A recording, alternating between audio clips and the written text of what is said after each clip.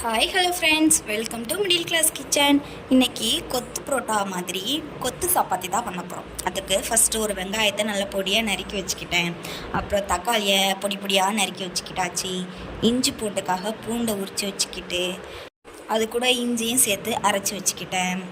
எல்லாம் ரெடி பண்ணி ஒரு ஓரமாக வச்சுட்டு ஃபஸ்ட்டு இன்க்ரீடியன்ஸ் என்னது, சப்பாத்தி போடணும்ல, அதனால் சப்பாத்தி போட இறங்கியாச்சு.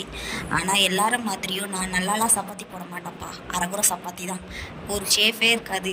நீங்கள் எத்தனை பேர் என்ன மாதிரி ஷேப் இல்லாத சப்பாத்தி சுடுவீங்கன்னு கீழே கமெண்ட் பண்ணுங்கள். அதுக்கப்புறம் ஒரு கடாயில் எண்ணெய் சேர்த்து ஸ்பைசஸ்லாம் சேர்த்து வெங்காயம் இஞ்சி பூண்டு பேஸ்ட்டு போட்டு வெட்டி வச்சுருக்க தக்காளியும் உள்ளே போட்டு வதக்கிட்டு நல்லா வதங்கினதுக்கு அப்புறமா 4 முட்டையை உடச்சி ஊற்றணும். உடச்சி விட்டுட்டு அதையும் நல்லா கிளறி விட்டுட்டு நம்ம கட் பண்ணி வச்சுருப்போம்ல சப்பாத்தி, அதையும் உள்ளே சேர்த்து மிக்ஸ் பண்ணோன்னா டேஸ்டி கொத்து சப்பாத்தி